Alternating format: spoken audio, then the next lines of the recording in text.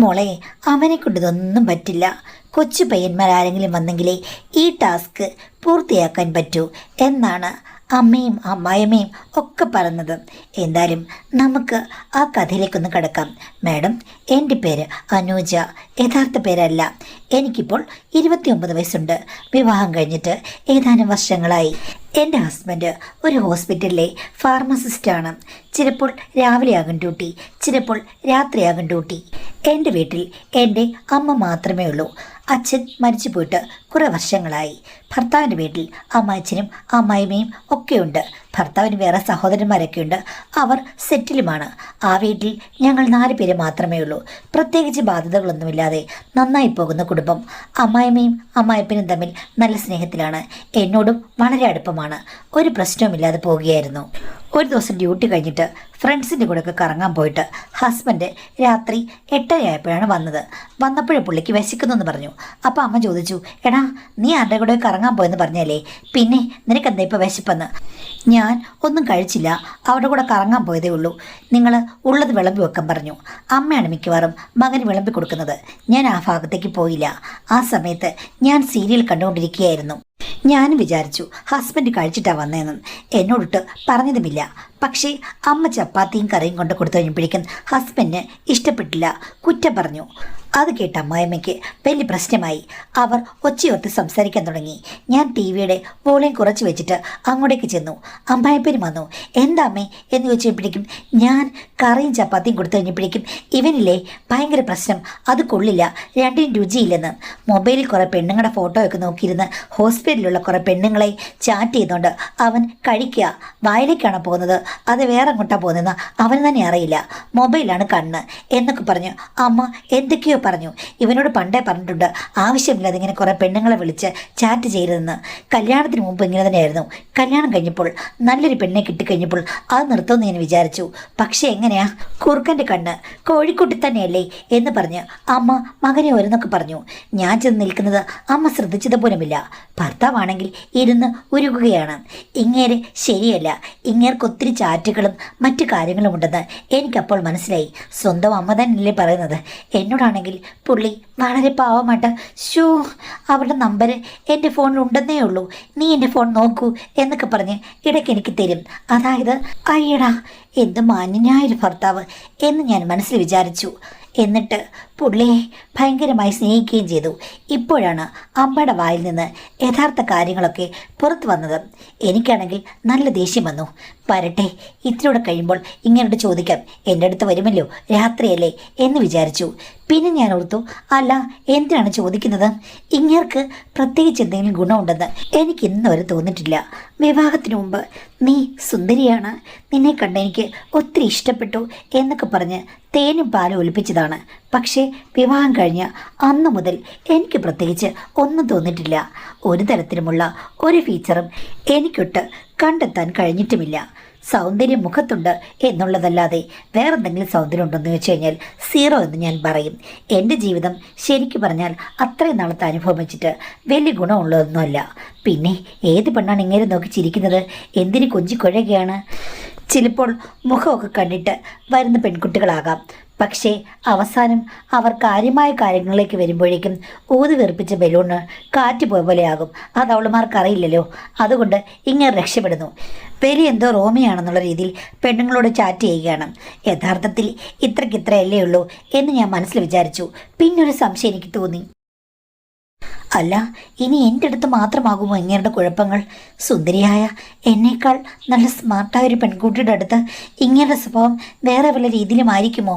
എനിക്ക് കിട്ടുന്നത് തുള്ളി തുള്ളി, അവർക്ക് കിട്ടുന്നത് പെരുമഴയായിരിക്കുമോ എന്നൊരു സംശയം എനിക്ക് വന്നു. ഓ, എന്തൊക്കെ വന്നാലും മണ്ണിര എന്തായാലും പെരുമ്പാമ്പായിട്ട് മാറില്ല എന്നൊക്കെ ഞാൻ മനസ്സിൽ വിചാരിച്ചു. എന്നാലും സ്ത്രീ സഹജമായ ഒരു അസൂയുണ്ടല്ലോ, വഴക്കിടണം എന്ന് ഞാൻ മനസ്സിൽ വിചാരിച്ചു. അങ്ങനെ രാത്രിയായി കഴിഞ്ഞപ്പോഴേക്കും ഹസ്ബൻഡ് വന്നു. എൻ്റെ മുഖം കണ്ടപ്പോഴേ പുള്ളിക്കാരന് കാര്യം മനസ്സിലായി. എൻ്റെ അടുത്തിരുന്നിട്ടും അമ്മ ചുമ്മാതെ പറഞ്ഞതാണ്. ഞാനാണെങ്കിൽ ഞങ്ങളുടെ കോമൺ ഗ്രൂപ്പുണ്ട്, അതിലാണ് ചാറ്റ് ചെയ്യുന്നത്. അതിൽ പെണ്ണുങ്ങളൊക്കെ ഉണ്ടല്ലോ, ഹോസ്പിറ്റലിൽ സ്ത്രീകളല്ലേ കൂടുതൽ ജോലി ചെയ്യുന്നത്, അതുകൊണ്ടാണ് അമ്മ ചുമ്മാ പറയുകയാണ്. പണ്ട് പിന്നെ എന്നെ ഒത്തിരി പെൺകുട്ടികൾക്ക് ഇഷ്ടമായിരുന്നു, അതുകൊണ്ട് അവർ ഇടയ്ക്കിടയ്ക്ക് വിളിക്കുകയോ മറ്റോ ചെയ്യുമായിരുന്നു. അതല്ലാതെ പ്രേമമൊന്നുമല്ല. അമ്മയ്ക്കതൊക്കെ കാണുമ്പോഴേക്കും ഇല്ലേ സഹിക്കില്ല, പഴയ മനസ്സല്ലേ, അതുകൊണ്ടാണ്. എനിക്ക് നല്ല ദേഷ്യം ഉള്ളിലുണ്ടായിരുന്നു, ഞാൻ പുറത്ത് കാണിച്ചില്ല. ഓ, ഞാൻ പറഞ്ഞു, നിങ്ങൾ ലോകസുന്ദരി തേടിപ്പോയെന്ന് പറഞ്ഞാലും പ്രത്യേകിച്ച് കാര്യമൊന്നുമില്ല. 2 ദിവസം കഴിയുമ്പോഴേക്കും അവൾ റിജക്റ്റ് ചെയ്ത് പറഞ്ഞു വിടും. അതെന്താടി നീ അങ്ങനെ പറഞ്ഞേ എന്ന് ചോദിച്ചപ്പോൾ ഞാൻ പറഞ്ഞു, പിന്നെ എന്ത് കണ്ടിട്ടാണ്, ഒരു ടൈം പോലുമില്ല എന്ന് പറഞ്ഞു. അപ്പോഴേക്ക് ഹസ്ബൻഡ് പാവം മാറി പൊട്ടിത്തെറിച്ചു. നീ എന്താടി ഉദ്ദേശിക്കുന്നത്? കല്യാണം കഴിഞ്ഞ് ഇത്ര നാളും പാവം പോലിരിക്കുകയായിരുന്നു. ടൈം അറിയാൻ വേണ്ടിയിട്ട് നിനക്ക് മുന്നേ എക്സ്പീരിയൻസ് ഉണ്ടായിരുന്നോ? നിന്നെ കണ്ടപ്പോഴെനിക്ക് തോന്നിയതാണ്, വശപ്പശകാണ് എന്നൊക്കെ എന്നോട് പറഞ്ഞു. ഇത് കേട്ട് കഴിഞ്ഞപ്പോഴേക്കും എനിക്ക് ദേഷ്യം വന്നു. ഒരു പൊട്ട് വെള്ളരിക്ക വെച്ചോണ്ട് അങ്ങയുടെ ഭാവം ഏതോ കാമദേവനാണെന്നാണ്. കണ്ടിട്ട് പെണ്ണുങ്ങളെല്ലാം ഓടി വരണം. ചുമ്മാ നിങ്ങളുടെ ബലഹീനതയൊക്കെ തീർക്കാൻ വേണ്ടിയിട്ട് കുറേ പെണ്ണുങ്ങളോട് ചാറ്റ് ചെയ്യുകയാണെന്ന് എനിക്കറിയാം. നിങ്ങളുടെ തനി നിറം എന്ന് പെണ്ണുങ്ങൾ കാണുന്നു അന്ന് നിങ്ങളുടെ കൂട്ടുകാരികൾ നിങ്ങളെ ഇട്ടിട്ട് പോകും എന്ന് ഞാൻ പറഞ്ഞു. ഇതൊക്കെ കിട്ടിക്കഴിഞ്ഞപ്പോഴേക്കും ഹസ്ബൻഡ് എന്നെ ഒത്തിരി വഴക്ക് പറഞ്ഞു. അതുമാത്രമല്ല, ആ വഴക്ക് സീരിയസ് ആയി തുടരുകയും ചെയ്തു. രാത്രിയായപ്പോഴേക്കും പിന്നെ അമ്മായിച്ചനും അമ്മായിമ്മയും വന്നു. എന്താ ഇവിടെ പ്രശ്നം എന്ന് ഞാൻ പറഞ്ഞു, എന്നെ അധിക്ഷേപിച്ചെന്ന്. പക്ഷേ എൻ്റെ ഭർത്താവ് കൂസലില്ലാതെ സ്വന്തം അമ്മയോട് പറഞ്ഞു. ഇവൾ എന്നെ കുറച്ച് പറഞ്ഞു, അവൾക്ക് ഇതൊന്നും പോരാ, ഇനി ഇവളെ വല്ല വനത്തിലോ വല്ലതും കയറ്റി വിടണം, അവിടെ കാട്ടുകൊമ്പനുണ്ടല്ലോ എന്നൊക്കെയുള്ള രീതിയിൽ പറഞ്ഞു. ഇതൊക്കെ കേട്ട് ഞാൻ ശരിക്കും സ്തബ്ധയായിപ്പോയി. കാര്യം അമ്മയുടെ മുന്നിൽ വെച്ച് ഇങ്ങനെ പറയുമെന്ന് ഞാൻ വിചാരിച്ചതല്ല. ഞാൻ ആ മുറിയിൽ നിന്ന് ഇറങ്ങി വന്നു. എന്നിട്ട് പറഞ്ഞു, ഞാൻ എൻ്റെ വീട്ടിൽ പോവുകയാണ്, ഈ വീട്ടിലേക്ക് ഞാൻ തിരിച്ചു വരില്ലെന്നും. അമ്മായിമ്മ എന്നെ ഒത്തിരി സമാധാനിപ്പിക്കാൻ ശ്രമിച്ചു, പക്ഷേ ഞാൻ സമാധാനിച്ചില്ല. പുറത്ത് സിറ്റൗട്ടിൽ പോയിരുന്നു. അമ്മായിമ്മ എന്നോട് പറഞ്ഞു, എൻ്റെ പൊന്നുമോളെ, ആണുങ്ങളോട് ഈ കാര്യങ്ങളൊന്നും നീ ഒരിക്കലും പറയരുത്. ഇനി അഥവാ എന്തെങ്കിലും പ്രശ്നങ്ങളുണ്ടെങ്കിലും നമ്മൾ ഉള്ളിലൊതുക്കണം. പിന്നെ ഞാൻ ഒരു കാര്യം പറയാം, സ്ത്രീകൾ ഇങ്ങനെയുള്ള കാര്യങ്ങൾക്ക് പ്രതീക്ഷിക്കുന്നു. അതേപോലെ തന്നെ പുരുഷന്മാരും പലതും സ്ത്രീകളിൽ നിന്ന് പ്രതീക്ഷിക്കും. ഇപ്പം നിൻ്റെ ഭർത്താവിന് ചില കുറവുകളുണ്ടെന്ന് നീ പറഞ്ഞു. അമ്മ ഞാനങ്ങനെ ഉദ്ദേശിച്ചല്ല. എങ്ങനെ ഉദ്ദേശിച്ചാണെങ്കിലും ഇപ്പോൾ നിൻ്റെ കാര്യത്തിലാണെങ്കിലും അവന് പറയാമല്ലോ, അവൻ പ്രതീക്ഷിച്ച അങ്കലാവണ്യമില്ലെന്ന്. അപ്പോൾ നീ എന്ത് ചെയ്യും? പോയി ഉണ്ടാക്കിയെടുക്കുമോ? പറ്റില്ല. അതുകൊണ്ട് പരസ്പരം പ്രതീക്ഷിക്കുന്ന കാര്യങ്ങളിൽ എന്തെങ്കിലും കുറവുകളുണ്ടെങ്കിൽ അങ്ങ് ക്ഷമിക്കുക. അങ്ങനെയല്ലേ ജീവിതം. അല്ലാതെ എല്ലാവർക്കും ഇപ്പോൾ സ്വർഗത്തിൽ നിന്നിറങ്ങി വന്ന പുരുഷനെയോ സ്ത്രീയോ കിട്ടുമോ? ഇല്ല. എല്ലാവർക്കും അവരുടേതായ ഫോൾട്ടുണ്ട്. അതുകൊണ്ട് മോള് പറഞ്ഞ ഫോൾട്ട് ഉണ്ടെങ്കിലും നീ ഭർത്താവിനെ ഒരിക്കലും കളിയാക്കരുത് എന്ന് പറഞ്ഞു. ഞാൻ പറഞ്ഞു, ഇതിനെല്ലാം കാരണക്കാരി അമ്മയാണ്. അമ്മ മോനോട് പറഞ്ഞ കാര്യങ്ങൾ തന്നെയാണ് പിന്നീട് വഴക്കിനിടയാക്കിയെന്ന്. എടി, അങ്ങനെയല്ല. പണ്ട് തൊട്ടേ പെണ്ണുങ്ങൾ ആരെങ്കിലും ചാറ്റ് ചെയ്യുകയാണെങ്കിൽ അത് മതി മറന്നങ്ങ് ചാറ്റ് ചെയ്യും. അതിലെങ്ങും ഒന്നുമില്ലെന്ന് എനിക്കറിയാം. നീ പറഞ്ഞു തന്നെയാണ് കാര്യം. ചെമ്മീൻ ചാടിക്കഴിഞ്ഞാൽ എവിടെ വരെ പോകാനാണ്? അത്രയേ ഉള്ളൂ. എന്നാലും ഒരിളക്കമുണ്ട്. ഞാഞ്ഞൂലിനെ പോലൊരു ശീൽക്കാരം. പണ്ടിവൻ്റെ ഇത്തരം ചാറ്റും വിളികളൊക്കെ കാണുമ്പോൾ ഞാൻ വിചാരിച്ചു, ഏതെങ്കിലും ഒരു പെണ്ണിനെ പ്രേമിച്ച് വിളിച്ചോണ്ട് വരും. അങ്ങനെയാണ് വിചാരിച്ചത്. ഇവൻ എന്തോ വലിയ സംഭവമാണെന്ന് എൻ്റെ മനസ്സിലുണ്ടായിരുന്നു. മോളെ, എന്നാലൊരു സംശയം ഉണ്ടായിരുന്നു. ഇവൻ ഇത്ര നാളൊക്കെ പ്രേമിച്ചിട്ടും ചാറ്റ് ചെയ്തിട്ടും ഒരു പെണ്ണുങ്ങളും ഇവനെ പ്രേമിക്കുന്നതായിട്ട് പറഞ്ഞു കേട്ടിട്ടില്ല. അപ്പോൾ എന്താണ്? ചുമ്മാ അങ്ങോട്ടും ഇങ്ങോട്ടും ഓരോന്ന് പറയുകയാണ്, നേരം പോക്കിന്, അല്ലാതെ ഒന്നുമില്ല. ഇപ്പം നീ പറഞ്ഞതോടുകൂടി എനിക്ക് മനസ്സിലായി എൻ്റെ മോൻ്റെ യഥാർത്ഥ കാര്യങ്ങൾ. അമ്മയ്ക്ക് മനസ്സിലാകാത്തത് ഭാര്യയ്ക്ക് മനസ്സിലാകുമല്ലോ. ചുരുക്കം പറഞ്ഞു കഴിഞ്ഞു കഴിഞ്ഞാൽ അവൻ ചാറ്റുകയോ എന്തെങ്കിലും ചെയ്തോട്ടെ എന്ന് ഞാനും ഇനി അങ്ങ് വിചാരിക്കാം. അവന് ഞാനും കുറ്റം പറയില്ല. നീയും അതുപോലെ തന്നെ അവനോട് വഴക്കുണ്ടാക്കാനൊന്നും പോകരുത്. ഈ വിഷയം അങ്ങ് മറന്നേക്കുക. അമ്മായിമ്മ പറഞ്ഞു കഴിഞ്ഞപ്പോഴേക്കും ഓക്കെ എന്ന് പറഞ്ഞു. ഇത്തിരി കഴിഞ്ഞപ്പോഴേക്കും ഞാൻ ബെഡ്റൂമിലേക്ക് പോയി. ഹസ്ബൻഡ് അങ്ങോട്ട് തിരിഞ്ഞു കിടന്നുറങ്ങുകയാണ്. ഞാൻ ഇങ്ങോട്ട് തിരിഞ്ഞു കിടന്നുറങ്ങി. ഒരാഴ്ചത്തേക്ക് ഞങ്ങൾ മിണ്ടിയില്ല. അത് കഴിഞ്ഞപ്പോൾ ഹസ്ബൻഡല്ലേ എന്ന് വിചാരിച്ച് ഞാൻ അങ്ങോട്ട് ചെന്ന് കഴിഞ്ഞപ്പോഴേക്കും എന്നോട് പറയുകയാണ്, നീ വേറെ വല്ലതും കണ്ടുപിടിച്ചിട്ട് ഇങ്ങോട്ട് വന്നാൽ മതി, അല്ലാതെ എൻ്റെ അടുത്ത് വന്നിട്ട് നിനക്ക് യാതൊരു ഗുണവുമില്ല, എനിക്ക് ടൈമില്ല, അതുമാത്രമല്ല ഇതൊന്നും നിനക്ക് എങ്ങും തികഞ്ഞു പറ്റില്ല എന്നൊക്കെ പറഞ്ഞു. ഞാൻ പറഞ്ഞു, തോന്നിയാസം പറയരുത്, വഴക്കുണ്ടാക്കിയപ്പോൾ നിങ്ങൾ എന്നെ ഓരോന്നൊക്കെ പറഞ്ഞു. ഞാൻ തിരിച്ചു പറഞ്ഞു, അത്രയേ ഉള്ളൂ, ആവശ്യമില്ലാത്ത കാര്യങ്ങൾ മനസ്സിൽ വെച്ചുകൊണ്ട് പിന്നെയും വെറുപ്പും വിദ്വേഷവും ഉണ്ടാക്കില്ലെന്ന് പറഞ്ഞു. അന്നേരം ഒന്നും മിണ്ടിയില്ല. പിന്നെ കുറേ ദിവസം കഴിഞ്ഞപ്പോഴേക്കും കാര്യങ്ങളൊക്കെ ഞങ്ങളുടെ സ്നേഹബന്ധമൊക്കെ ആയിപ്പോയെങ്കിലും ഈ ഒരു പ്രശ്നം പിന്നെയും അതിൽ മുഴച്ചു നിന്നു. ഇടയ്ക്കിടയ്ക്കൊക്കെ ഹസ്ബൻഡ് ഡൗൺ ആകും. അതായത് പണ്ട് എന്തൊക്കെ പറഞ്ഞാലും പാസഞ്ചർ ട്രെയിൻ ഇത്തിരി ലേറ്റ് ആണെങ്കിലും പാളത്തിൽ കൂടി ഓടുകയെങ്കിലും ചെയ്യുമായിരുന്നു. ഇപ്പം ഈ പറഞ്ഞതുപോലെ വളരെ ലേറ്റാണ്. പിന്നെ ചില ദിവസങ്ങളിൽ പാസഞ്ചർ ഇല്ല, ആഴ്ചയിൽ 2 ദിവസം എന്നുള്ള മട്ടിലേക്ക് മാറി. ചുരുക്കം പറഞ്ഞു കഴിഞ്ഞാൽ എനിക്ക് യാതൊരു വിധത്തിലുള്ള ഗുണങ്ങളും ഭർത്താവിനെ കൊണ്ട് ഇല്ലാതായി. ഞാൻ അതിനെക്കുറിച്ച് ചോദിച്ചു കഴിഞ്ഞപ്പോഴേക്കും എന്നോട് പറയുകയാണ്, ഓ, നിന്നെ കണ്ടിട്ട് എനിക്കൊന്നും തോന്നുന്നില്ല, നിൻ്റെ അടുത്തൊന്നും ശരിയാകുന്നില്ല, വേറെ ആകുമ്പോൾ ശരിയാകും എന്ന് പറഞ്ഞു. ഇത് ഞങ്ങൾ തമ്മിലുള്ള വഴക്കിന് കാരണമായി. പക്ഷേ എന്ത് ചെയ്യാനാണ്, അമ്മായിമ്മ ഇടയ്ക്കിടപെടും. ഞാനാണെങ്കിൽ പിന്നീട് കൂടുതൽ ഡീറ്റെയിൽസ് ഒന്നും അവരോട് പറയാൻ പോയില്ല. അങ്ങനെ കുറേ നാളൊക്കെ കടന്നുപോയി. അപ്പോഴേക്കും വിശേഷമുണ്ടായില്ലെന്ന് 100 വശത്തും ചോദ്യങ്ങളായി. തനിയെ വിശേഷമുണ്ടാക്കാൻ എനിക്കറിയില്ലെന്ന് അവസാനം ഞാൻ അമ്മായിയോട് പറഞ്ഞു. ഇപ്പോൾ നിങ്ങൾ തമ്മിൽ പിന്നെയും പ്രശ്നമാണെന്ന് ചോദിച്ചു. ഞാൻ പറഞ്ഞു, പ്രശ്നമൊന്നുമില്ല, പക്ഷേ എല്ലാം വല്ലപ്പോഴും മാത്രമാണ്. അപ്പോൾ എങ്ങനെ അമ്മ ശരിയാകുക എന്ന് ചോദിച്ചു. ഉടനെ അമ്മായിയമ്മ എൻ്റെ ഭർത്താവ് വന്നപ്പോഴേക്കും ഞാൻ പറയില്ലെന്ന് പറഞ്ഞതാണ്. എന്നിട്ട് കയറി ചോദിച്ചു. അതിൻ്റെ പേര് ഹസ്ബൻഡ് രാത്രി എന്നോട് വഴക്കുണ്ടാക്കി. നിനക്ക് വലിയ ബ്രേക്കുമില്ലേ, എൻ്റെ അമ്മയോടാണോ ഈ കാര്യങ്ങളൊക്കെ പറഞ്ഞതെന്ന് ഞാൻ ചോദിച്ചു. നിങ്ങൾ ആദ്യ കാലഘട്ടത്തിൽ അമ്മയോടല്ലേ എല്ലാം തുറന്നു പറഞ്ഞത്, അതുകൊണ്ടല്ലേ വഴക്കെല്ലാം ഉണ്ടായത് എന്ന് പറഞ്ഞു കഴിഞ്ഞപ്പോഴേക്കും പിന്നെ ഹസ്ബൻഡ് ഒന്ന് അടങ്ങി. എന്നാലും ഞങ്ങൾ തമ്മിലുള്ള ബന്ധം ഒരിക്കലും മെച്ചപ്പെട്ടില്ല. അതിങ്ങനെ മുങ്ങിയും താണും പൊങ്ങിയും പോന്നുകൊണ്ടിരുന്നു. അവസാനം എല്ലാവരും കൂടെ നിർബന്ധിച്ച് കഴിഞ്ഞപ്പോഴേക്കും ഞങ്ങൾ ഡോക്ടറെ പോയി കണ്ടു. എനിക്ക് പ്രശ്നമില്ല, പുള്ളിക്കാണ് കൗണ്ടും മറ്റു പ്രശ്നങ്ങളും. അപ്പോൾ മരുന്നൊക്കെ കഴിച്ചിട്ട് ചില പ്രത്യേക ദിവസങ്ങളിൽ പ്രത്യേകമായി ആക്റ്റീവ് ആകണമെന്ന് പറഞ്ഞു. ഹസ്ബൻഡ് അത് മൂളിക്കിട്ടു. പക്ഷേ അത് ഒരു ദിവസം പോലും പാലിച്ചില്ല. ഞാൻ നിർബന്ധിക്കും, മനുഷ്യ ഇന്നെങ്കിലും നിങ്ങൾ തുടങ്ങുമെന്ന്. അപ്പോൾ പറയും, ഇന്ന് മൂടില്ല. ഇനി അഥവാ മൂട് വന്നാലും ഒട്ട് കരയിലേക്ക് തുഴഞ്ഞെത്താനുള്ള കഴിവുമില്ല. പിന്നെ എൻ്റെ മുന്നിൽ വെച്ചിട്ട് മറ്റു പെണ്ണുങ്ങളെ വിളിക്കും. എന്നിട്ട് അവരോട് ഓരോന്നൊക്കെ പറയുകയാണ്, ഞാൻ അങ്ങോട്ട് വരട്ടെ, വന്നു കഴിഞ്ഞാൽ വെളുപ്പിനെ വരെ നിന്നെ ഉറക്കില്ല എന്നൊക്കെ പറഞ്ഞ് ഓരോ വീരസ്യം പറയും. അവളുമാർ ഇങ്ങോട്ട് പറയും. ഇത് പറഞ്ഞ് പലപ്പോഴും ഞങ്ങൾ വഴക്കിട്ടിട്ടുണ്ട്. ഒരു ദിവസം ഒരു പെൺകുട്ടി സംസാരിച്ചിരുന്നപ്പോൾ ഞാൻ കയറി പറഞ്ഞു, എൻ്റെ പൊന്നു കൊച്ചേ, ഇങ്ങനെ പല ഗീർവാണങ്ങളും പറയും, അടുത്ത് വന്നു കഴിഞ്ഞാൽ ഏറുപടക്കം പോലെയാകും. അത്രയേ ഉള്ളൂ, അല്ലാതെ നീ വിചാരിക്കുന്ന പോലെ ഒന്നുമില്ല. ഇങ്ങനെ വെറുതെ ബിൽഡപ്പ് തരും. നീ ധൈര്യമുണ്ടെങ്കിൽ ഒന്ന് പരീക്ഷിച്ച് നോക്കൂ, അപ്പോൾ അറിയാം ഇങ്ങനെ പരാജയപ്പെട്ട ഒരു ശൃംഗാരനാണെന്ന്. അത് കേട്ട് ഹസ്ബൻഡ് കോള് കട്ട് ചെയ്തിട്ട് എന്നോട് വഴക്കുണ്ടാക്കി. ഈ വീട്ടിൽ നിന്ന് ഇറങ്ങിപ്പോണം, ഇനി ഞങ്ങൾ തമ്മിൽ യാതൊരു ബന്ധവുമില്ലെന്ന് പറഞ്ഞു. അപ്പോൾ പിന്നെ ഞാൻ എന്ത് ചെയ്യാനാണ്? അന്ന് രാത്രി തന്നെ ഞാനൊരു ഓട്ടോ വിളിച്ചു വരുത്തി എൻ്റെ വീട്ടിലേക്ക് വന്നു. അമ്മയോട് കാര്യങ്ങളൊക്കെ പറഞ്ഞ് ഞാൻ കരഞ്ഞു. അമ്മായിമ്മ വിളിച്ചു. അമ്മായിമ്മ പറഞ്ഞു, ഇത് അവളും അവനും തമ്മിലുള്ള വഴക്കാണ്, ഞാൻ എന്ത് ചെയ്യാനാണ്, അവളിവിടെ നിൽക്കുന്നതാണ് എനിക്കിഷ്ടം എന്ന് പറഞ്ഞു. ഞാൻ പറഞ്ഞു, ഞാൻ വരുന്നില്ല, എന്നെ അങ്ങേര് അവിടെ കയറില്ലെന്ന് പറഞ്ഞിട്ടുണ്ട്. എടി, നീ ഇവിടെ വന്ന് നിൽക്ക്, അവന് ഒന്നുമില്ലെന്നുണ്ടെങ്കിൽ ഒരു കാര്യം ചെയ്യാം, നീ ദേ ഇവിടെ ഗസ്റ്റ് റൂം ഉണ്ടല്ലോ, അവിടേക്ക് മാറി താമസിക്ക്, അവന് വേണ്ടെങ്കിൽ വേണ്ട എന്ന് പറഞ്ഞു. എങ്കിൽ ഞാൻ തിരിച്ചു പോയില്ല, എൻ്റെ വീട്ടിൽ തന്നെയാണ് കഴിഞ്ഞത്. പിന്നെ കുറേ മാസങ്ങൾ കഴിഞ്ഞപ്പോഴേക്കും ഹസ്ബൻഡ് വന്നു. എൻ്റെ അമ്മയോട് പറഞ്ഞു, എൻ്റെ അഹങ്കാരം കൊണ്ടാണ് ഇങ്ങനെയൊക്കെ നടന്നത്. അങ്ങേരെ ഞാൻ പറയുന്ന പോലൊന്നുമല്ല, വലിയൊരു വീരനായിരുന്നു. ഞാനാണെങ്കിൽ അങ്ങയുടെ കോൺഫിഡൻസ് തകർത്തു. ഭാര്യയിലെ കോൺഫിഡൻസ് കൊടുക്കേണ്ടത്, പക്ഷേ ഭാര്യ അപമാനിച്ചു കഴിഞ്ഞപ്പോഴേക്കും അങ്ങേരുടെ എന്തോ ചോർന്നു പോയി എന്നൊക്കെ പറഞ്ഞു. അപ്പം അമ്മ പറഞ്ഞു, ഇവള് പറഞ്ഞത് ആദ്യ ദിവസം തൊട്ടേ വലിയ പ്രശ്നങ്ങളാണെന്നാണല്ലോ. പിന്നെ അവൾ ഒന്നും പ്രതികരിച്ചില്ല. നീ അപ്പോൾ അവൾ യഥാർത്ഥം പറഞ്ഞു കഴിഞ്ഞപ്പോഴേക്കും അവൾക്ക് നേരത്തെ ഒത്തിരി ബന്ധങ്ങളുണ്ട് എന്നുള്ള രീതിയിൽ ആക്ഷേപിക്കുകയും ചെയ്തില്ലേ. അന്ന് അവൾ വഴക്കുണ്ടാക്കി ഇങ്ങോട്ട് വരാതിരുന്നത് അവൾ സമ്മേനം പാലിച്ചിട്ടാണ്. എന്തായാലും അവളെ അങ്ങോട്ട് വിടുന്നില്ല.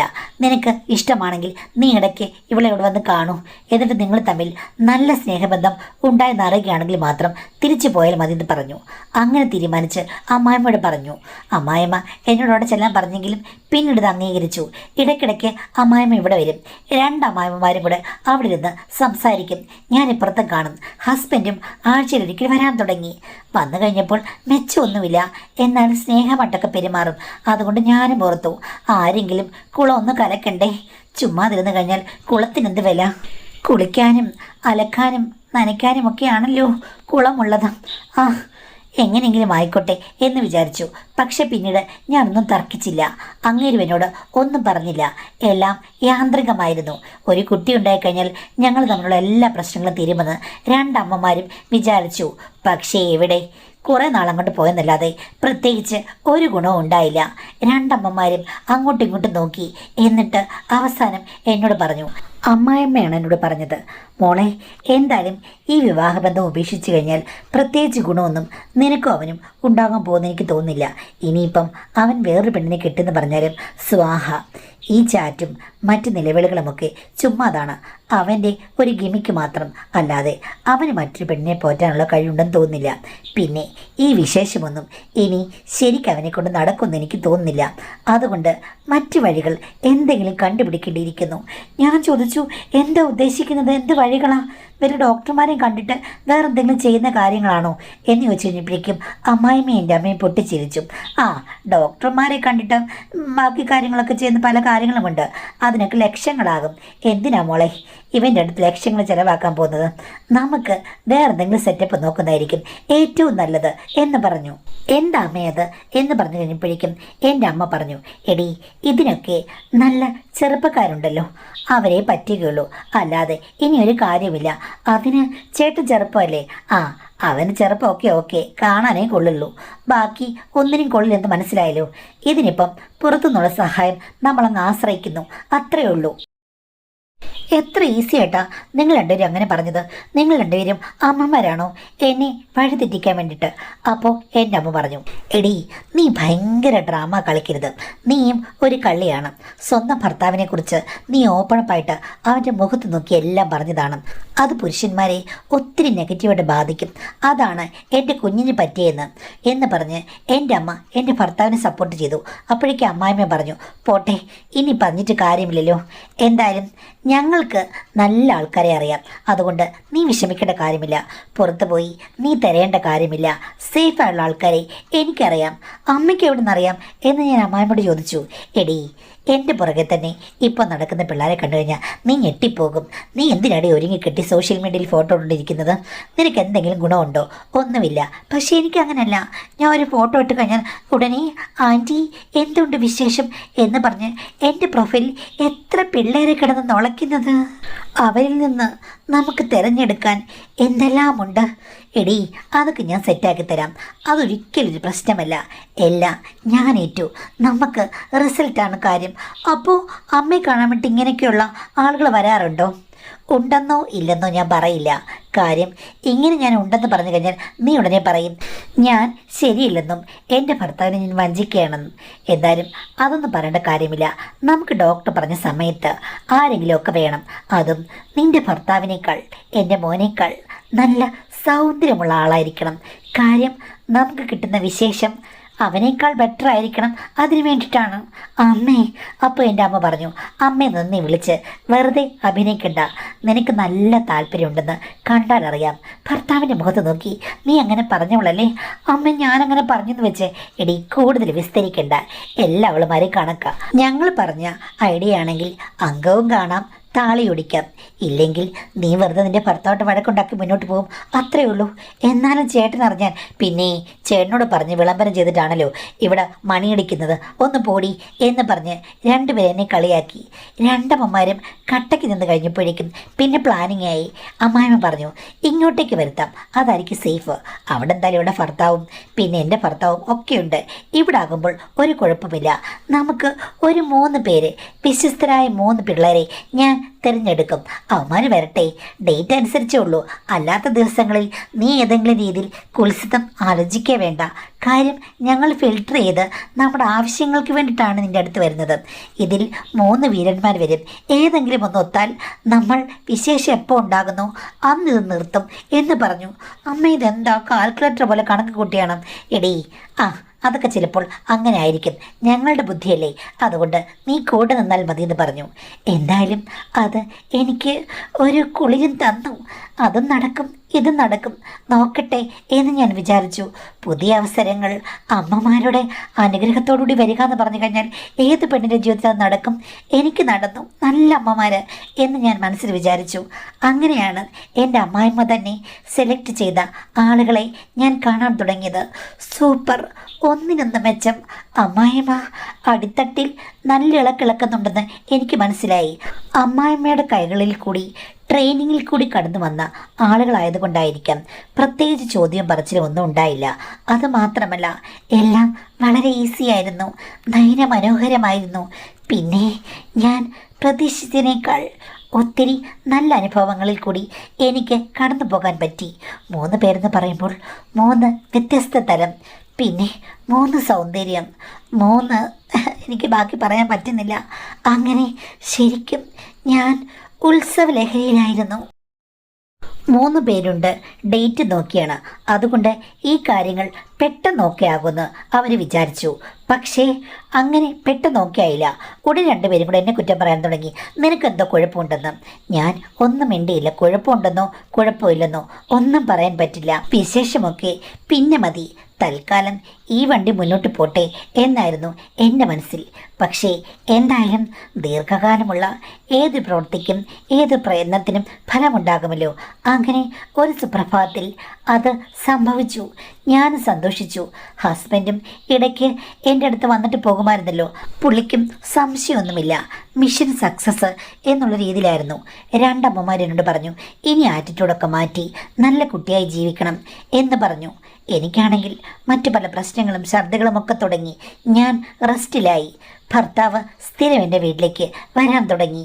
മാഡം, അടുത്ത മാസമാണ് എൻ്റെ ഡേറ്റ് പറഞ്ഞിരിക്കുന്നത്. പക്ഷേ ഒരു 2 മാസത്തിന് മുമ്പ് അപ്രതീക്ഷിതമായി ഞാൻ എൻ്റെ ഭർത്താവിനെയും എൻ്റെ അമ്മയും കാണാനിടയായി. ഞാൻ നോക്കിക്കഴിഞ്ഞപ്പോഴേക്കും അവർ തമ്മിലുള്ള എന്താ പറയുക, അതിര് കടന്ന ചില കാര്യങ്ങളാണ് ഞാൻ കണ്ടത്. അമ്മയോട് ഞാൻ ചോദിച്ചു കഴിഞ്ഞപ്പോഴേക്കും അമ്മ പറഞ്ഞു, നീ കിടന്ന് വെറുതെ ഒച്ച ഉണ്ടാക്കിയിട്ട് കാര്യമില്ല. നീയല്ലേ പറയുന്നത് ആദ്യം മുതലേ അവനെ കൊണ്ട് വലിയ ഉപകാരമൊന്നുമില്ലെന്ന്. ഒരു ഉപകാരമില്ലാത്ത മനുഷ്യർ ആർക്കെങ്കിലും ഉപകരിച്ചാൽ നിനക്കെന്താ പ്രശ്നം? അപ്പോൾ അത് നീ ശ്രദ്ധിക്കണ്ടെന്ന് പറഞ്ഞു. എന്നാലും എൻ്റെ മനസ്സിൽ അസൂയുണ്ടായിരുന്നു. അമ്മ കൂട്ടാക്കിയില്ല. നീ ഇപ്പോൾ റെസ്റ്റ് എടുക്കണം, നീ നിൻ്റെ കാര്യം ശ്രദ്ധിക്കൂ എന്ന് പറഞ്ഞു. മാഡം, അങ്ങനെ ഞാൻ കുറച്ചൊക്കെ അഡ്ജസ്റ്റ് ചെയ്തു. പക്ഷേ ഒരു ദിവസം അമ്മ എന്നോട് തുറന്നു പറഞ്ഞു, കാര്യം ഞാൻ പറയുന്ന പോലെ ഒന്നുമല്ല അമ്മയുടെ അനുഭവം. അമ്മയ്ക്ക് ആ കാര്യങ്ങളിലൊക്കെ ഒത്തിരി നല്ല അനുഭവങ്ങളാണ് എൻ്റെ ഭർത്താവിൻ്റെ ഭാഗത്തുനിന്ന് ഉണ്ടാകുന്നത്. അമ്മ പറഞ്ഞത്, നീ വേറെന്തൊക്കെയോ പ്രതീക്ഷിക്കുന്നു, അല്ലെങ്കിൽ നിനക്ക് ഒന്നും അറിയില്ല, നീ ഭർത്താവിനെ സ്നേഹിക്കുന്നില്ല. പക്ഷേ എനിക്ക് നോക്കുമ്പോൾ അവൻ പെർഫെക്റ്റ് ഓക്കെയാണ്. നീ പറയുന്ന ഒരു കുറ്റവും അവനിൽ ഞാൻ കാണുന്നില്ല. അവൻ ചുണക്കുട്ടിയാണെന്ന് പറയുന്നു. പക്ഷേ എനിക്ക് എത്ര ആലോചിച്ചിട്ടും എന്താണ് സംഭവിക്കുന്നതെന്ന് മനസ്സിലാകുന്നില്ല. ഞാൻ എത്ര ആലോചിച്ചിട്ടും എനിക്ക് ഒരു രീതിയിൽ ഹസ്ബൻഡ് ഒരു സ്യൂട്ടബിളുമല്ല. പക്ഷേ അമ്മയ്ക്കാണെങ്കിൽ എല്ലാം ഓക്കെയാണ് താനും. ഇതെങ്ങനെയാണ് മാഡം നടക്കുന്നത്? എനിക്ക് പിടികിട്ടുന്നില്ല. ഓരോരുത്തരുടെയും തലച്ചോറ് വർക്ക് ചെയ്യുന്നത് ഓരോ രീതിയിലാണ്. ഓരോ വ്യക്തിക്കും തലച്ചോറിലെ ചിന്തകളും രീതികളും എല്ലാം വ്യത്യസ്തമായിരിക്കും. അപ്പം ഇതെല്ലാം തലച്ചോറിൽ നടക്കുന്ന പ്രവർത്തനങ്ങളാണ്. നമ്മളിപ്പം അതിനെ ആക്ഷൻ എന്നുള്ള രീതിയിൽ കാണുന്നെങ്കിലും ഇതെല്ലാം അനുഭവപ്പെടുന്നത് തലച്ചോറിലാണ്. അതുകൊണ്ട് 2 വ്യക്തികൾ തമ്മിലുള്ള കാര്യങ്ങൾ അത് ഏത് ലെവലിലാണ്. ഇപ്പം എനിക്ക് ഓക്കെയാണ്, പക്ഷെ മറ്റൊരാൾക്ക് ഓക്കെ അല്ല എന്നെനിക്ക് പറയാൻ പറ്റില്ല. അവിടെ ഓക്കെ ആകുന്ന പല ഘടകങ്ങളും ഉണ്ടാകും. ആ വ്യക്തിയുടെ പ്രതീക്ഷയും ആ വ്യക്തിയുടെ രീതിയും മനസ്സുമൊക്കെ അങ്ങനെയായിരിക്കും. 2 മനുഷ്യർ ചേർന്ന് പോകുന്നത് എങ്ങനെയാണെന്ന് നമുക്ക് പറയാൻ പറ്റില്ല. ചിലപ്പോൾ സൗന്ദര്യമുള്ള ആൾക്കാർ റിജക്റ്റ് ചെയ്യപ്പെട്ടേക്കാം, അല്ലെങ്കിൽ ചേർന്ന് പോയേക്കാം, അല്ലെങ്കിൽ നമ്മൾ ഒരു കഴിവുമില്ലെന്ന് പറയുന്ന ആൾ ചിലപ്പോൾ വിജയിച്ചേക്കാം. ഇതൊക്കെ 2 വ്യക്തികൾ തമ്മിലുള്ളൊരു കെമിസ്ട്രികൾ ഉണ്ടാകുന്നതാണ്. അതിനെ 3 ഒന്നാമതൊരാൾക്ക് എത്ര അനലൈസ് ചെയ്താലും മനസ്സിലാകില്ല. നിങ്ങളുടെ മുന്നിൽ പരാജയപ്പെട്ട ഒരാളാണെങ്കിലും അവർക്ക് വേറെ രീതിയിൽ നോക്കി കഴിയുമ്പോഴേക്കും ഒത്തിരി സന്തോഷമോ അല്ലെങ്കിൽ ഒക്കെ നൽകുന്ന ഒരാളായി മാറുന്നതിനെ രണ്ട് മനസ്സുകളുടെ കാര്യമായിട്ടേ പറയാൻ പറ്റുള്ളൂ. അല്ലാതെ നമ്മളതിനെ കൂടുതൽ അപഗ്രഥിച്ചിട്ട് കാര്യമൊന്നുമില്ല.